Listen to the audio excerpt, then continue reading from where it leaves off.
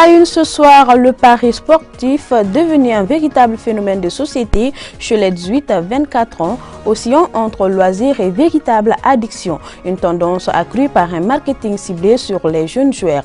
À suivre dans cette édition.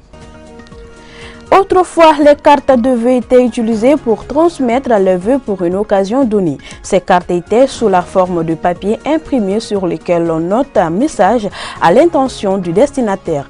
Que sont-elles devenues de nos jours? La réponse au cours de ce journal.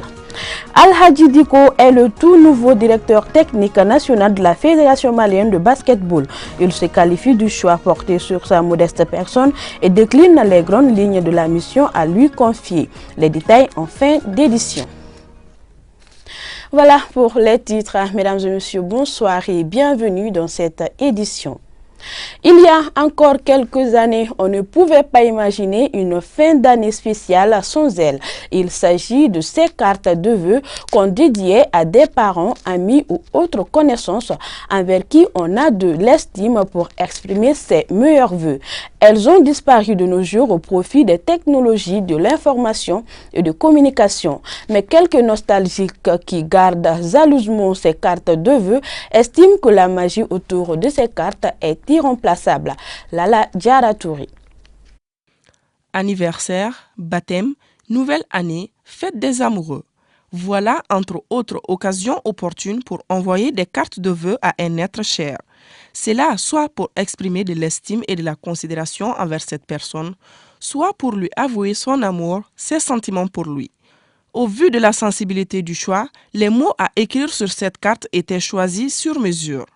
En plus des mots, la carte devait être attrayante de par sa couleur, sa forme, bref, la carte destinée à séduire. Ces cartes de vœux reflétaient différentes images, soit c'est l'image d'un pays ou bien un paysage pittoresque, des fleurs ou des scènes vraiment joyeuses pour exprimer vraiment tout l'intérêt et toute la considération et tout l'amour qu'on exprimait envers la personne pour laquelle vous envoyez ces cartes-là. Dans le temps, effectivement, dans ma tendre jeunesse, j'envoyais des cartes postales, soit aux amis, si vous voulez, même pour les jeunes dames. Il m'est arrivé de le faire. Je reçois aussi en retour, justement, ça signifie que vraiment cette expression de considération ou d'amour vers l'intéressé est réciproque. Au-delà de ce premier aspect, les cartes postales qu'on recevait de nos proches qui étaient soit à l'étranger ou dans une autre ville différente de la nôtre étaient un moyen de communication alors destiné à donner ces nouvelles. Il y avait beaucoup d'émotions quand on recevait ces cartes-là. En tout cas, moi, j'en ai reçu quelques-unes en son temps. C'était des amis européens, américains, ou même des compatriotes qui étaient partis là-bas et qui prenaient le plaisir d'acheter ces cartes. C'est-à-dire, ils choisissaient des images qui vous faisaient plaisir. Ils vous connaissaient un peu. Ils y mettaient un ou deux mots qui faisaient chaud au cœur. Ça faisait tellement plaisir que souvent, c'est difficile de décrire l'émotion que cela faisait à cette époque-là. J'avoue que d'ailleurs, je n'ai jamais perdu mes cartes de vœux. J'ai reçu des cartes que j'ai encore gardées avec jalousie au fond du tiroir. Certains ont même développé le goût de l'aventure grâce à la collection de ces cartes postales qu'ils recevaient de leurs proches à l'étranger. Pour les nostalgiques, les cartes de vœux étaient une manière d'entretenir les relations amicales, fraternelles ou même amoureuses à l'époque. Et cela était dû à la magie qu'il y avait autour. On s'empressait toujours de savoir ce que l'enveloppe renfermait. Évidemment qu'on reste nostalgique de ces cartes, parce qu'en réalité, il ne faut pas se cacher, hein. Rien ne remplace ces cartes-là. Et j'avoue que c'est des souvenirs qui restent gravés dans la mémoire. Et chaque fois qu'on s'en rappelle, ça fait toujours plaisir. Ouais. Il faut se dire que ce relationnel, c'est-à-dire que le relationnel que ces cartes-là créaient ne peut pas être remplacé. Bon, ça faisait quand même plaisir. Ça faisait plaisir, vraiment. Oui, vraiment, c'était magique à l'époque. Ça fait quelques moments quand même que je ne reçois plus ces cartes-là et que je n'offre plus aux gens. On fait tout maintenant à travers les SMS, à leur téléphone surtout. Bien que les nouvelles technologies de l'information et de la communication soient rapides et aient changé notre manière de communiquer grâce à l'instantanéité, on pourra sans doute retenir que les petites attentions qui provenaient des cartes de vœux constituaient des piliers sur lesquels reposaient les relations. Cependant, le temps évolue, les bonnes choses aussi.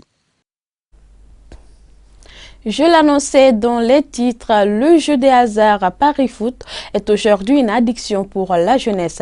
Moyennant les conditions et critères pour y jouer, il se joue à partir de 100 francs et il est interdit aux jeunes de moins de 18 ans. À Bamako, ils sont nombreux les jeunes qui trouvent de quoi subvenir à leurs besoins. Cependant, ce jeu des hasards a des conséquences sur l'éducation de ces jeunes parieurs, des conséquences souvent très lourdes.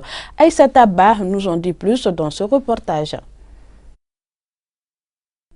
Les paris foot, c'est ce jeu de hasard en rapport avec le football très sollicité par les jeunes Maliens.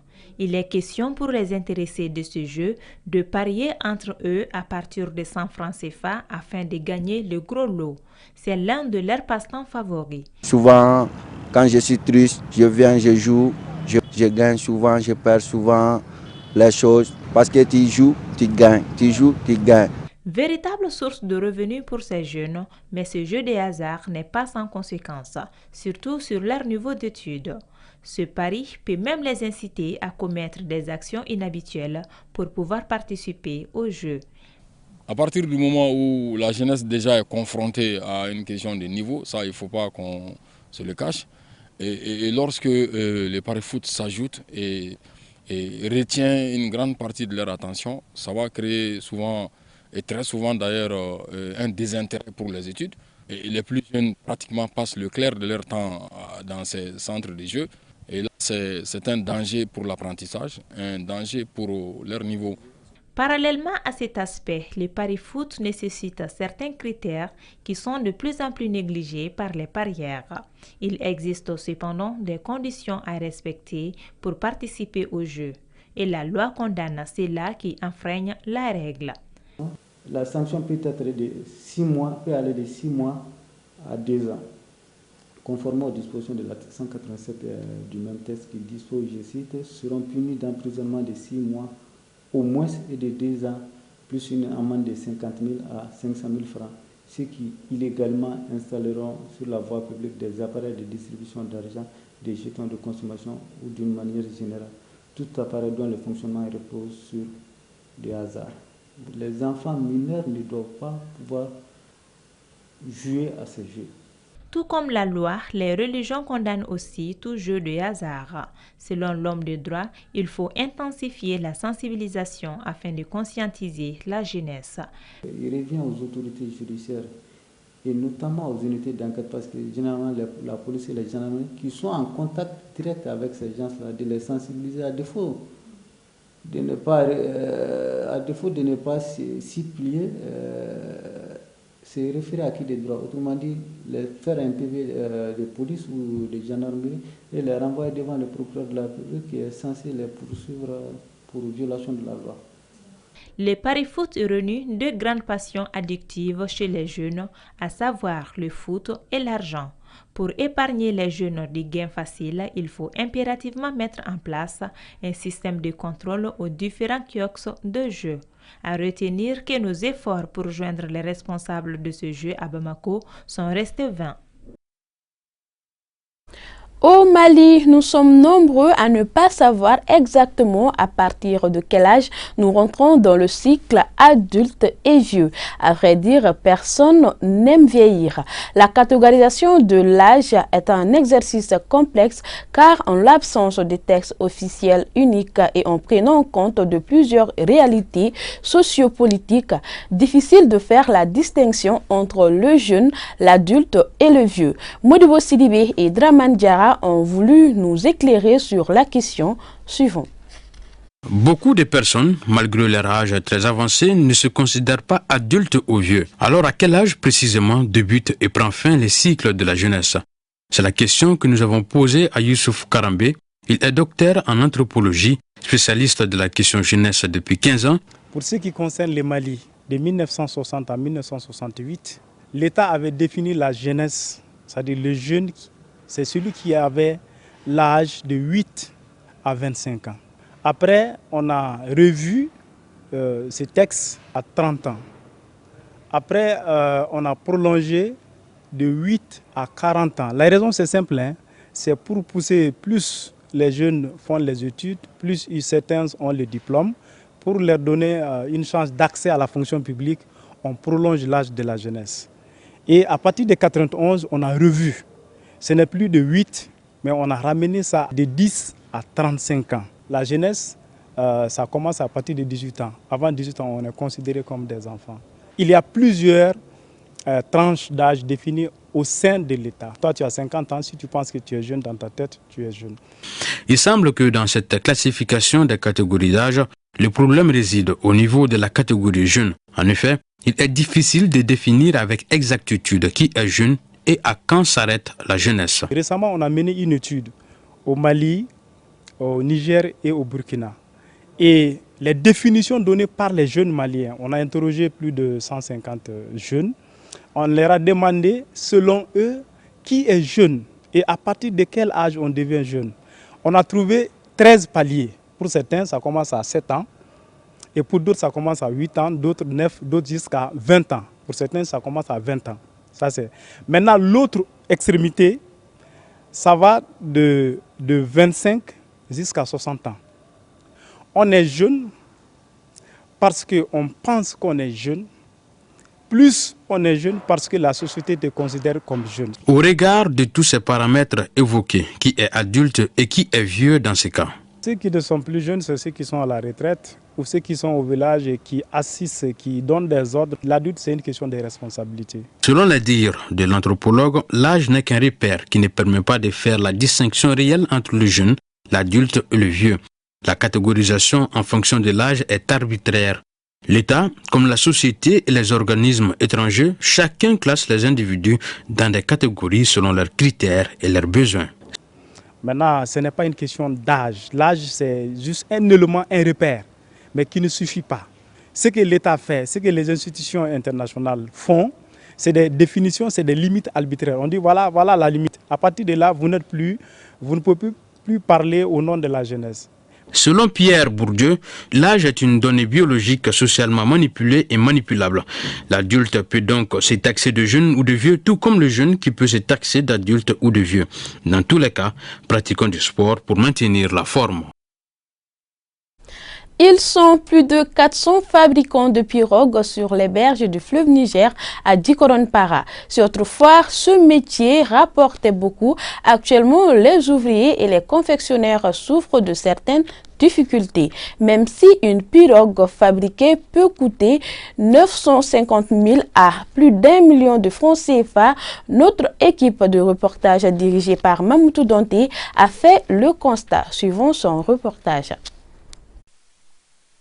La pirogue fait partie des moyens de transport, de pêche et d'extraction de sable. Le bois est le constituant principal dans la fabrication de pirogues.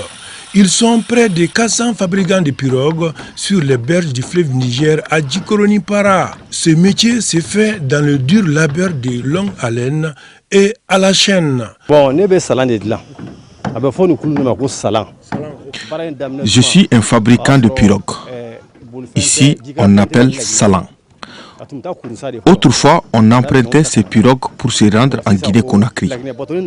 On ramenait aussi de la Guinée des marchandises dans ces pirogues à Bamako. Après l'arrivée du bateau, on a abandonné la pirogue. Actuellement, elle est utilisée pour la pêche, l'extraction du sable et autres.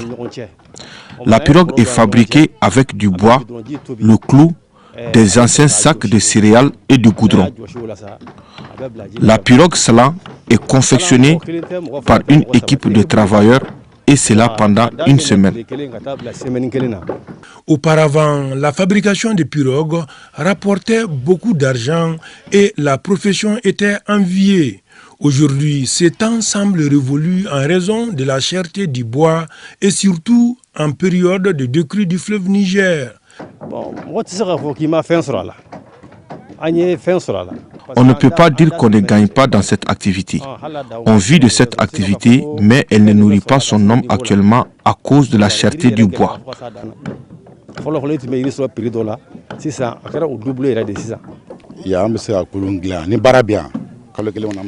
On peut souvent fabriquer par mois 20 à 25 pirogues à 1 million de francs CFA par unité. Cela ne doit pas impressionner les gens, puisqu'une grande partie de nos bénéfices est injectée dans l'achat du bois qui coûte cher aujourd'hui. Il arrive qu'après tout le travail, tu te retrouves avec seulement 50 000 francs de bénéfices.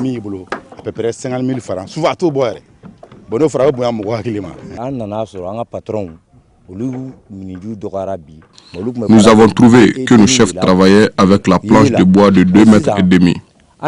Mais actuellement, on n'arrive plus à l'avoir sur le marché. On est obligé de travailler avec la planche de 3,5 mètres.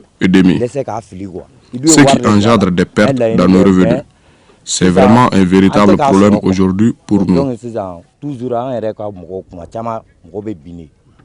En vue d'accroître éventuellement leurs revenus et gagner davantage, les ouvriers et les confectionnaires de pirogues expriment certaines doléances et préalables.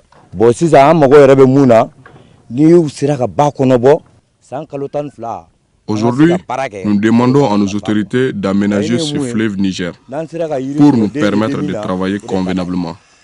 Si on arrive à avoir aussi la planche de 2,5 mètres, on pourra réaliser plus de profit. Actuellement, la grosse pirogue est vendue à plus d'1 million de francs CFA. La moyenne est cédée 950 000 à 1 million de francs CFA, selon les fabricants de pirogues de Djikoroni-Para. Nommé à la tête de la direction technique nationale de la Fédération malienne de basketball, Al-Hadji Diko se qualifie du choix porté sur sa modeste personne et décline les grandes lignes de la mission à lui confier. Il est au micro de Siragato Sissi. J'ai appris la nouvelle avec joie, avec fierté. Et je pense que c'est une tâche difficile, hardie, mais pas impossible. Je mesure toute la responsabilité et je pense que depuis la nomination, je me suis mis déjà au travail. En tout cas, pour être assouci des attentes du président de la fédération et du bureau fédéral tout entier. Une direction technique d'une fédération, c'est quasiment la cheville ouvrière de cette fédération. Et ceci dit que les chantiers sont grands, les sanctions sont grands, mais ils sont possibles à réaliser. On va beaucoup axer nos objectifs sur les formations, que ce soit les formations des entraîneurs, des arbitres, des secrétaires généraux, parce que les gens souvent ne comprennent pas la décision technique. La décision technique, c'est un tout. Il y a non seulement tout ce qui contribue à ce qui est puisse avoir un match de basketball. Donc c'est pourquoi nous allons toucher à tous ces compartiments, les arbitres, les entraîneurs, les joueurs. On va vraiment axer les choses sur la formation et pour un départ. Nous sommes en mission et en mission pour le Mali. Donc les compétences, où qu'ils soient, on les chercherait. On formera une équipe pour le basket malien afin de pouvoir faire sortir le basket malien dans les crises qu'il a connues depuis 3 ans. Je pense que ce n'est pas impossible, c'est facile. Point Covid de ce jour 12 janvier 2023, sur 227 tests réalisés, on note 0 cas positif, 0 guéris, 0 décès, 2 personnes sont sous traitement. Pour vous protéger et protéger les autres, suivez les mesures de prévention et faites-vous vacciner. C'est ce qui met fin à cette édition. Merci à vous de l'avoir suivi. Bonne suite de programme sur ORTM2.